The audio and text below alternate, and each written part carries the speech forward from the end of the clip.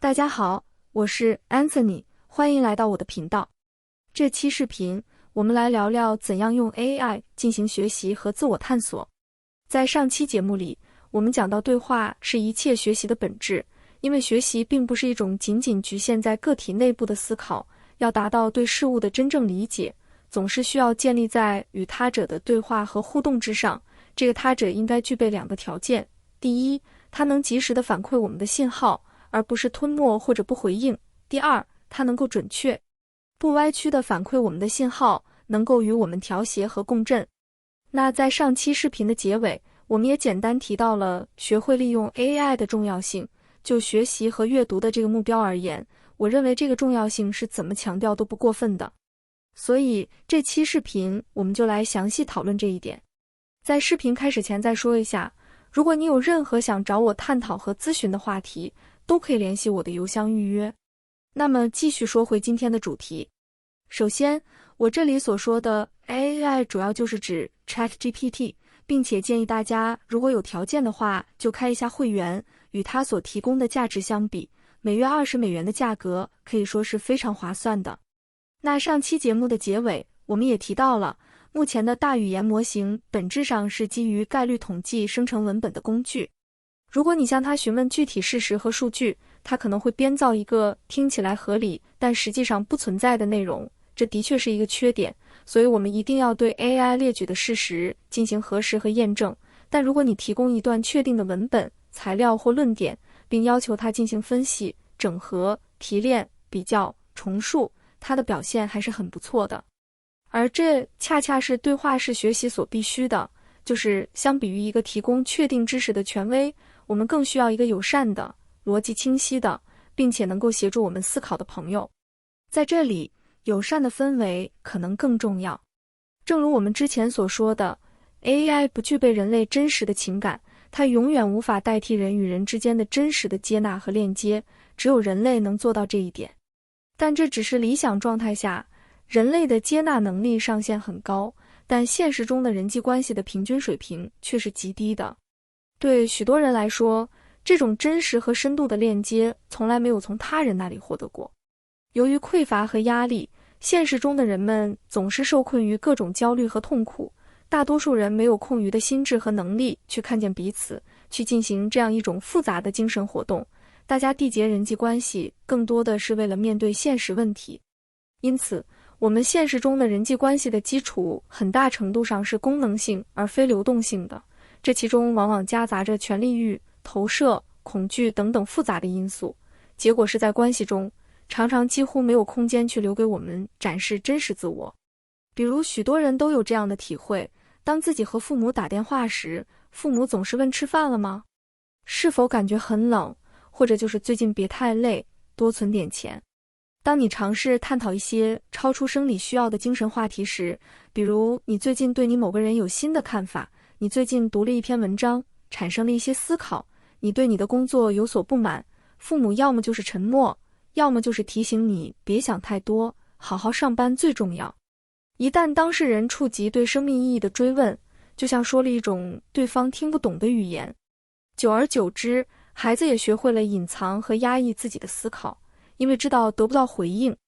再比如，当你和一位曾经天天在一起约饭逛街的好朋友分享自己的一些思考，朋友可能会觉得你想得太多，看起来很忧郁，是不是遇到困难了？或者他会建议你去旅游，放松一下等等。虽然这么说的本意是好的，但这样的友谊也的确无法容纳当事人比较深度的内在经验。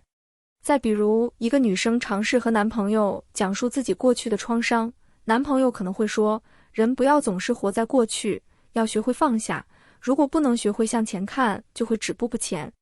这都是很常见的情况，很多亲密关系都包含着大量的安慰和照顾，但这种安慰不包含精神性的理解，而更多的是希望对方快点恢复稳定和正常的状态，也就是把我们精神的发展和流动性视为一个需要解决的异常值，而不是首先去理解它的结构。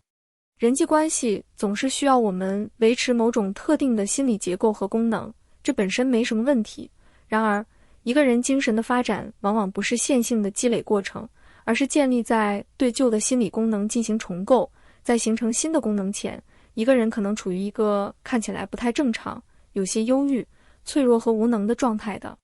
这就类似于我们在3月15日和16日的那2期视频里所描述的状态。在这个转型期和过渡期，就需要一种能够 contain 我们的变化和复杂性的空间，而 AI 则可以在一定程度上填补这样一个空白。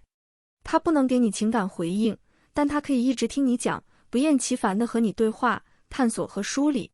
这也是有一种人类难以替代的价值的。例如，我们可以通过与 AI 对话的方式写日记，分享自己的情绪、思考。与传统的写日记方式相比，这可以说是一个巨大的突破。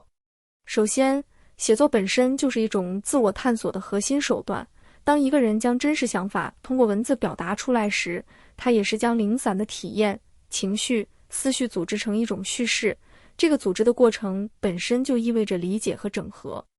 当然，这个过程是缺少反馈和回应的。而 AI 虽然不是一个活生生的人，但它却可以永远在场。并且正因为它不是人，我们也恰好可以毫无顾忌地表达。最重要的是，我们可以个性化地设置 AI 回应的方式。举个例子，我们把一天中的情绪变化、困惑、人际关系互动写下来，尽可能具体地描写外在和内心细节，以及一些微妙之处。然后，我们可以要求 AI 以真诚、共情和无条件积极关注的原则回应我的表达。接着，我们可以上传某一本心理学家的书籍，或者复制某一本书中的部分章节，要求 AI 从这段文本的角度来分析我的体验。例如，我可以告诉 AI， 请你以罗杰斯个人形成论的角度来看待我这段话，或者请你以温尼科特的理论来理解我这种模糊感受，或者说请你以荣格的这段话来分析我的这个梦境等等。为什么一定要由我们提供理论和文本？除了我们刚才说的 AI 可能会胡编乱造这个因素外，更重要的原因在于 AI 的解释风格是空的、开放的，它需要你预先赋予它一个理解的路径。AI 不像人类有自己的直觉和倾向性，它的全部理解能力都是从现有的语言中喂养出来的。很多人都说 AI 回答经常是面面俱到，但仔细一看却是保守平庸、太政治正确、缺乏灵性和洞察力。这当然是没错的，因为它一开始总是以人群的最大公约数和底线为默认值，但这并不是不可改变的。我们可以不断的反馈、修正和打磨，使之成为一个更加精细和个性化的工具。还有人说 AI 的广泛应用使得空洞无物、粗制滥造的文章到处都是，极大地增加了劣质信息的泛滥。我非常不认同这种说法。当然，这种现象确实是存在的。我们现在能看到大量 AI 写的内容，引经据典、旁征博引、面面俱到，但就是缺乏灵性。原先一个人写一篇这样的文章还是比较辛苦的，而现在可以说是变得极其廉价。AI 确实使低成本模仿变得容易，但那是因为一些人的思维本来就空洞和平庸。正如麦克卢汉所说的，媒介就是人的延伸。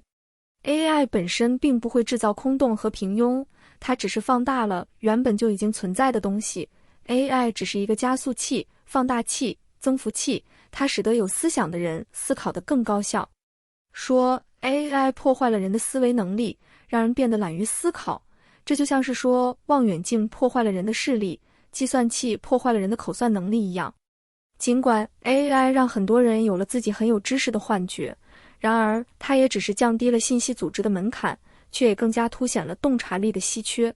洞察力不等于信息量。很多人在看待人类的心理和社会现象时，过分地迷信数据和数学工具。一篇人文社科的论文用的数学模型越复杂，技术手段越高级，就一定越有思想深度。然而就社会现象而言，数学或技术只是一种验证和确认洞察力的方式，它本身不能代替洞察力，更不能生成洞察。如果一个人的思想本来就肤浅，那么套再多的模型，引用再多的文献，也只是在炫技。真正的洞察力往往来自于一个人真实的生活经验，比如他的道德困境，他对价值观的怀疑，他的身体感觉，他的激情、渴望和焦虑。当一个人对这些情感体验进行充分的挖掘和揭示，他会变得越来越敏锐。因为人要理解他人和社会，本质上只能靠推己及人，就是通过研究和观测自己的内心来推测他人。因为我们并不能直接感知他人在想什么，只能以我自己的心理过程为模板，去类比、模拟、推演他人的心理状态。你内心的情感体验越复杂，你就越是能够精确地设想他人的处境和心态。在一个信息爆炸但理解稀缺的社会里，真正稀缺的不是知识，而是具有复杂内心经验的人格结构，而这才是 AI 更宝贵的用途，那就是帮助我们向内挖掘，去看见和理解自己的体验。比如，当我们和朋友发生冲突和分歧时，在焦虑和愤怒之下，我们可能优先关注最激烈的冲突形式，忽视了自己的情绪体验，无法组织有效的思考。那么，我们可以尝试向 AI 完整地复述这次争执的过程，并要求它站在我的立场上，理解我为什么会有这样的情绪，以及帮助我寻找一些支撑我感受的证据和理由。我们还可以要求 AI 用一种非道德化的语言重新组织事件。这个复盘的过程比起关注谁对谁错要更有价值。再比如，当我们面对一些两难问题，例如要不要离职，是否要继续某段关系时，我们可以让 AI 模拟两个自我的对话，比如一个是想冒险的我，一个是想安稳的我。我们可以深究安稳和冒险的含义，并请 AI 从温尼科特虚假字体的概念出发，来询问和分析哪个选择更接近你真正的想法。当然，这个对话的过程不可能是完美的，而是需要我们不断引导、修正的。总之，我们不要把它视为一个正确答案的提供者，而是一个需要被我们打磨的工具。当我们给予人工智能的反馈越精确和个性化，那么 AI 的反馈也会更加高质量，更符合我们的需要。除了上述的应用外， AI 的另一个重要作用则是帮助我们阅读和学习。这对于中国教育而言格外有意义。正如我们在去年的这期讲数学教育的视频所说的，中国的教师习惯于直接照本宣科地讲解本学科的内容，比如讲到数学，就是单纯地讲它的定理和定义，美其名曰注重严谨和精确性。这虽然没什么错，但却缺乏灵气和生动的感觉，缺乏跨学科的应用和联系。学生们不知道这些数学定理在工程上有怎样的应用，更是很难与现实生活相联系。这违反了一条朴素的道理，就是学以致用。当我们越是感到知识能够与我们的生活经验相连接，与我们自身有关系，我们就越是能够激发学习兴趣。这就是自我参照效应 （self-reference effect）。我们在去年11月30日的这期视频里提到了大脑的预设模式网络 DMN， 这是一种更加深度和整合性的加工模式。它的核心功能之一就是在静息状态下处理与自我相关的思维，以自我为中心，将看似无关的信息整合、联系起来，生成新的想法和概念。而当一个人处理与自我关联度更高的信息时，大脑会高度激活这种模式，不是机械的背诵，将信息纳入我是谁的加工过程。一个和我有关的知识内容不仅是可学的，而是值得学，因为它会被情感标记，成为自我概念的一部分。而 AI 的重要作用，正是帮助我们将抽象的学术知识转化为可体验、可感知的理解结构。我们可以随时把某些学术资料发给 AI， 并要求 AI 把这些概念与我的生活经历相结合。例如讲到经济学的机会成本，很多人在经济学的课堂只是死记它的定义，却从不觉得它与自己的生活有关。但如果一个人引导 AI 用这个概念来分析自己当下在职业道路上的两难选择时，它就具备了更多的情感色彩，而会牢牢地被我们记住。再比如，我们读一些文学著作，常常会觉得比较难读，因为我们缺乏对那个时代背景的了解，缺乏相应的感官经验。AI 可以成为一个想象上的时代翻译器，它可以根据我们的现代处境，模拟生活在那个时代的人在那种文化、阶级、物质条件、社会规则下可能有的感受与心态，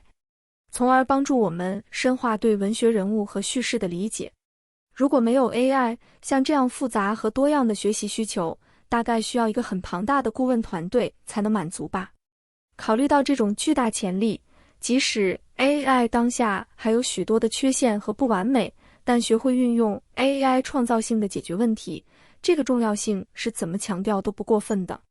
今天的视频就先聊到这里，如果你有任何的困惑和问题想和我交流，直接联系我的邮箱就好。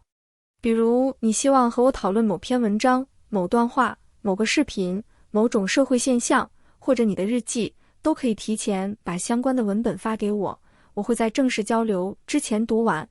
或者你希望和我讨论你的人生经历、困惑和情感，都是可以的。如果你对隐私性、安全性、付款和通讯方式有任何疑问，也请及时告诉我。